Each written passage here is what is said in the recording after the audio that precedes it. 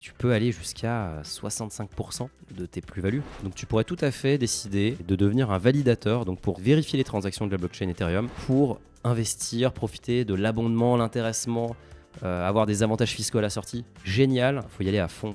Pourrait te faire un revenu de 2800 € par mois. Bonjour à tous, bienvenue dans une nouvelle analyse de portefeuille. Aujourd'hui, on m'a envoyé un profil hyper intéressant puisqu'il s'agit d'un crypto-maximaliste. Notre utilisateur Finari, anonyme, un patrimoine brut et net de 619 000 €. Pas de dette, a priori, pour ce monsieur. Je vous ai dit qu'il était crypto-maximaliste, c'était pas une blague. 82% de son patrimoine, donc c'est quand même conséquent, en crypto. Un peu d'actions et fonds, du cash sur des comptes bancaires délivrés et du fonds. Célibataire, 30 ans, ingénieur informatique, investisseur crypto. Effectivement, ça, on l'avait compris.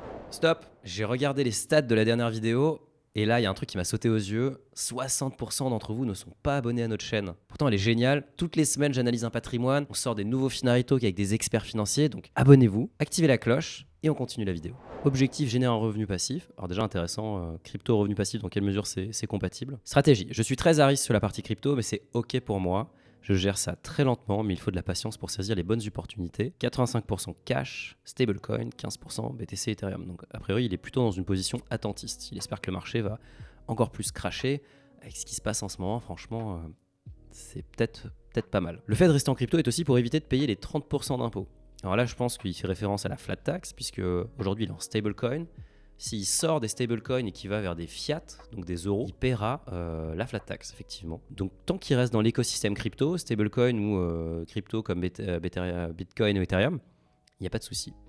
Pas d'imposition, donc il reste à l'intérieur. J'essaie de me diversifier en commençant à investir lentement dans un ETF World sur mon PEA Boursorama. Ok. Comment optimiser la sortie de ma crypto, 30% d'impôt? Première question. Deuxième question, est-ce que mon ETF World est ok? Faudrait-il aussi avoir une autre exposition en ETF? Bah écoute, je te propose de regarder ça. Au niveau du portefeuille crypto, alors là c'est ce que tu nous avais dit, hein, c'est 50% d'USDC, 41% d'Ether. Alors là, c'est déjà intéressant pour ceux qui débutent en crypto. Vous pouvez peut-être vous demander quelle est la différence entre l'USDC et l'USDT. Les deux sont des stablecoins qui sont émis par des sociétés différentes. Donc il y a Circle pour l'USDC, il y a Tether pour l'USDT. Maintenant, je pense qu'il a quand même raison de diversifier sa position qui est quand même conséquente. On parle de 300 000 €, 305 000 € sur l'USDC, 245 000 € sur l'USDT. Ce qu'il faut bien comprendre, c'est que ces monnaies ne sont pas garanties par un État. Donc demain, il peut y avoir quand même des problèmes. Il y a eu pas mal de scandales autour de Tether. Il y a eu pas mal de scandales aussi sur l'USDC. D'ailleurs, on va voir, je vais vous montrer. L'USDC, à un moment, normalement, il devrait valoir tout le temps $1, puisque le but, c'est de répliquer le dollar. Vous allez voir que ça n'a pas toujours été le cas. Voilà, vous regardez. En fait, là, c'était quand? C'était en mars, le 12 mars. L'USDC a perdu son PEG, comme on dit, et est descendu à 0,96. Donc concrètement, ça veut dire qu'un USDC valait 0,96 centimes.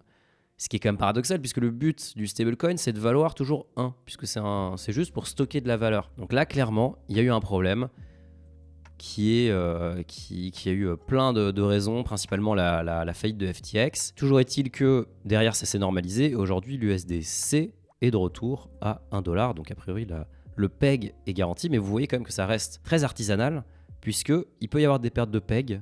Donc un USDC peut valoir moins qu'un USD. Donc il a probablement raison de diversifier. Maintenant, qu'est-ce qu'il a d'autre? Ethereum, 53 000 €, 32 Ether, intéressant. Je pense qu'il y a quelque chose à faire avec ça, je t'en parlerai tout à l'heure. Bon, Spankchain, je vous laisserai voir ce que c'est. Basic Attention Token, tout ça c'est des tokens assez vieux. OMG aussi c'est assez vieux, ça date de 2016-2017. Voilà, pas mal de petites positions. Mais en gros, t'as pas vraiment pris de position autre que l'Ether, si je comprends bien. Tu nous dis que tu as du Bitcoin, je ne le vois pas. Alors peut-être que tu n'as pas connecté le wallet à Finari. On peut connecter les wallets Bitcoin à Finari, évidemment. Même si c'est stocké sur un ledger, ça marche très bien. Tu avais une question sur la fiscalité. Et c'est très simple, en fait, tu l'as dit. Hein, c'est les cessions réalisées à titre non professionnel relèveront systématiquement du régime du prélèvement forfaitaire unique. PFU, 30% en gros. Dans ton cas, il y a quand même une question que je me pose, c'est dans quelle mesure tu peux être considéré comme un professionnel de la crypto et être imposé au BNC. Je suis allé voir combien ça coûtait. C'est pas la même histoire, puisque en fait, tu peux aller jusqu'à 65% de tes plus-values. Si tu es, bon, a priori c'est pas ton cas, si tu dois payer la contribution sur le revenu, mais tu montais jusqu'à 45% autrement. Je vois pas forcément d'option pour baisser tes impôts. Il faut savoir qu'en France, on a la chance d'avoir une flat tax à 30%. Alors ces 30%, c'est pas rien évidemment, mais au moins elle est là, elle existe, et vous voulez sortir, vous payez 30%, et après vous devez plus rien au fisc. Donc je vois pas trop d'optimisation possible. Tu peux décider de rester dans l'écosystème stablecoin, enfin l'écosystème crypto, et peut-être après faire des emprunts en euros backés par tes USDC, ça c'est une possibilité. Maintenant, je vois pas trop d'options immédiates. Ce que je vois par contre, c'est beaucoup de cash, et c'est vrai qu'aujourd'hui, on va regarder le prix du Bitcoin à l'heure où je fais cette vidéo. Bon, il vaut 25 000 $. Clairement, ça n'a pas toujours été le cas. Si on regarde sur un an, le Bitcoin est quand même assez... Bon, il a quand même un peu augmenté. Si on regarde sur une période plus longue, bon, on est monté à 65 000 $. Là, on est de retour à 25. Il y a pas mal de procès qui sont en train de se passer aux États-Unis. Coinbase qui se fait attaquer, Binance qui se fait attaquer. C'est vrai que le moment paraît intéressant pour rentrer, mais comme tu l'as dit, je pense que tu as très bien compris. Tu rentres progressivement, tu fais probablement du DCA, dollar cost average, donc tu t'achètes tous les mois.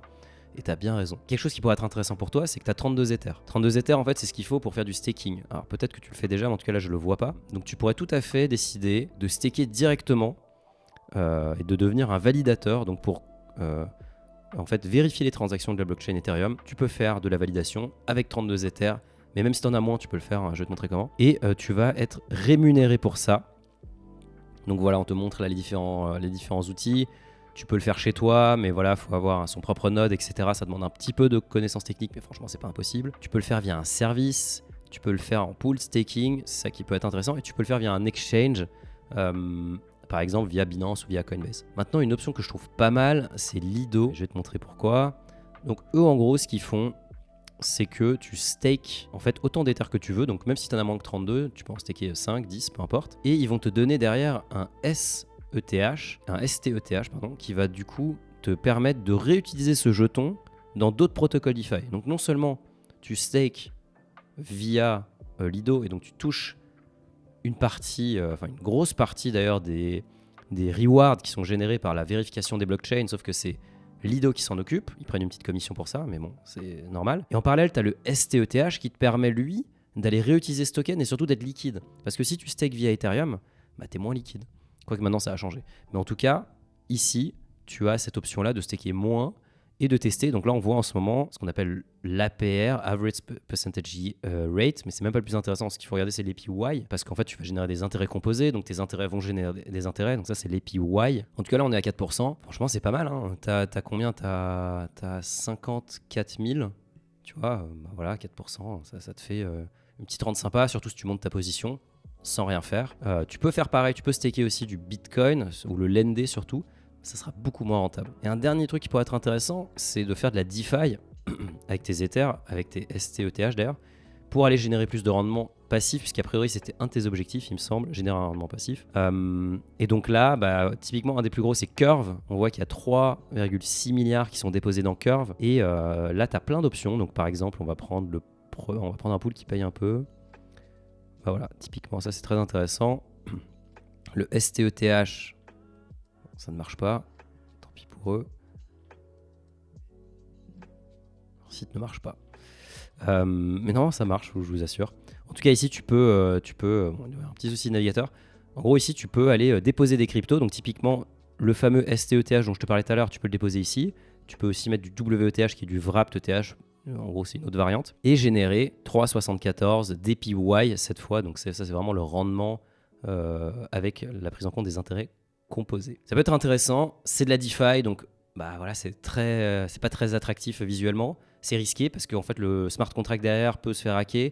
Faut en avoir conscience. C'est pas gratuit, la DeFi. Il y a aussi AAV qui fait un peu la même chose. C'est juste qu'ils ont une app un peu plus sympa. Mais franchement, c'est exactement pareil. Pour regarder les marchés, voilà, là ici c'est pareil. Hein. Tu peux d'ailleurs même placer ton Tether ici, tu vois, ici aujourd'hui pour prêter du Tether on te paye 2,32. Pour prêter de l'USDC on te paye 1,81. Donc ça peut être intéressant en attendant peut-être de vouloir déployer tes stablecoins dans de la crypto. Et une fois que tu auras déployé dans de la crypto, tu pourras venir placer. D'ailleurs là tu peux placer de l'Ethereum, tu vois que c'est pas incroyable. Tu peux placer du wrapped BTC parce qu'en fait on va le placer sur la blockchain Ethereum, un peu compliqué mais voilà. Et donc là on voit que c'est vraiment pas très intéressant en ce moment. Donc il faut toujours savoir en fait où on met le risque. Si le token il est dans ton wallet Ledger, enfin dans ton hardware wallet, tu n'as aucun risque. À partir du moment où tu le mets dans de la DeFi, tu as un risque. Donc il faut que ce risque il soit rémunéré. Donc c'est à toi de voir si tu as envie de prendre ce risque. On va regarder tes actions et fonds. 74 000 euros, on voit que tu as commencé assez récemment et tu nous disais que tu as un plan d'épargne groupe.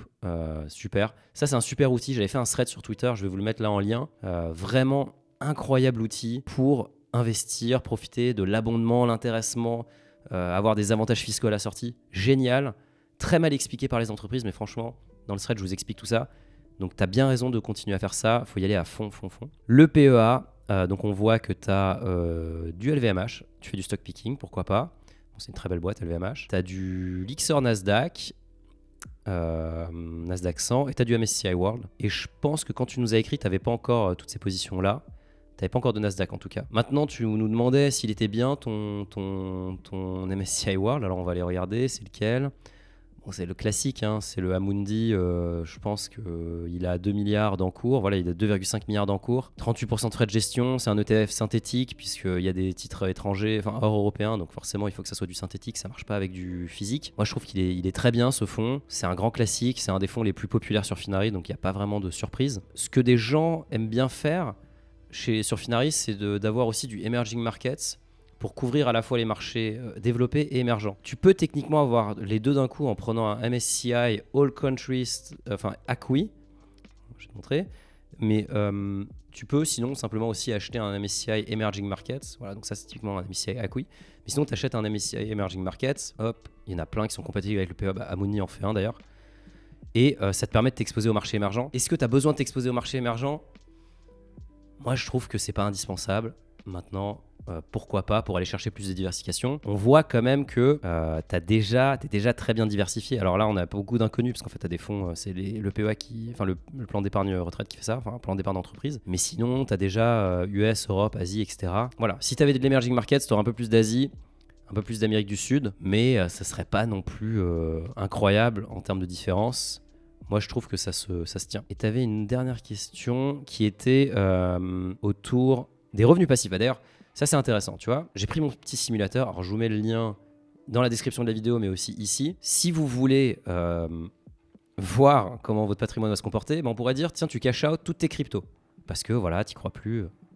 Donc, tu cash out 600 000. Tu investis pendant 10 ans, tu réinvestis rien, puisque tu as tout mis déjà dans des actions. Le rendement historique des marchés actions, c'est entre 8 et 10%. Alors, il y a de la variance, hein. On peut aller à 2% certaines années, on peut aller à moins 20%, on peut aussi aller à plus 30%. On a eu ça il y a quelques années, c'était assez magique. Sur le long terme, on est à 8%. On dit souvent, attention, les rendements ont tendance à baisser. C'est pas vrai. En fait, on est parfaitement dans les moyennes. J'ai mis l'inflation à 3%, parce qu'on est sur une inflation beaucoup plus haute en ce moment. Mais sur le long terme, on est plutôt autour des alentours de 3%. Rendement net, 5. On va dire que tu payes 30% d'impôt sur la plus-value. Tu as un PEA, etc. Mais là, avec 600 000 euros, tu auras explosé le plafond. Et donc, dans 10 ans, alors tu nous as donné ton âge ou pas ? 30 ans, à 40 ans, tu auras 854 000 euros. Net, alors évidemment c'est des projections, hein, faut pas prendre ça comme de l'argent comptant, mais ça donne une bonne tendance. Si tu vends 4% de ces titres chaque mois, enfin chaque année ou chaque mois d'ailleurs, peu importe, ce qui est ce qu'on appelle le taux de retrait qui est généralement accepté par les gens qui veulent être indépendants financièrement, donc ils vendent une partie de leur capital, et le 4% ça te permet de vendre sans jamais consommer la totalité de ton capital.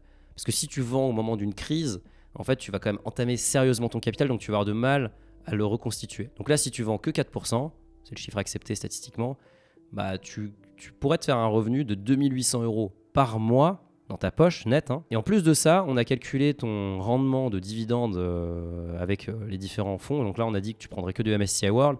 En moyenne, il paye à peu près 1,5 en termes de dividendes par an. Ça te ferait en plus 748 euros. Donc ça te fait un revenu pas mal. Hein. Ça te fait quand même 3500 euros par mois avec un placement qui est beaucoup plus sécurisé que de la crypto. En fait, c'est à toi de voir si tu veux rester dans la crypto parce que tu penses que ton patrimoine peut augmenter de façon beaucoup plus importante. La crypto va probablement faire mieux que 8%, mais elle va probablement aussi prendre des claques bien plus importantes que les marchés actions. Donc c'est vraiment un équilibrage. Ce qui est sûr, c'est que ce qui est intéressant, tu as un PEA qui n'est pas du tout rempli encore. Tu as mis, t'as mis relativement peu dedans. Hein. Donc tu as 14 000 euros, dont 2 000 euros de plus-value. Donc tu as mis 12 000 euros. Le plafond, c'est 150 000 euros. Tu es célibataire, donc c'est 150 000 euros. Tu as de la marge. Donc peut-être qu'une bonne tactique, c'est de faire ça, c'est de remplir le PEA. Et aussi, je pense, de te positionner progressivement sur les cryptos parce qu'on est quand même dans un marché qui est assez bas. Il y a des opportunités. Aujourd'hui, ça vous paraît cher, 25 000 euros, enfin 25 000 dollars pour le Bitcoin. Mais il y a quelques années, le Bitcoin, il valait 1000 dollars. Donc, c'est quand même, ça reste quand même des montants intéressants. Donc voilà, j'espère que ça t'aide. En tout cas, bravo pour ce patrimoine, franchement impressionnant. T'as vraiment bien crush la crypto. Et en tout cas, t'as tous les bons réflexes là pour mettre en place des belles choses. Donc, bravo à toi. Salut à tous.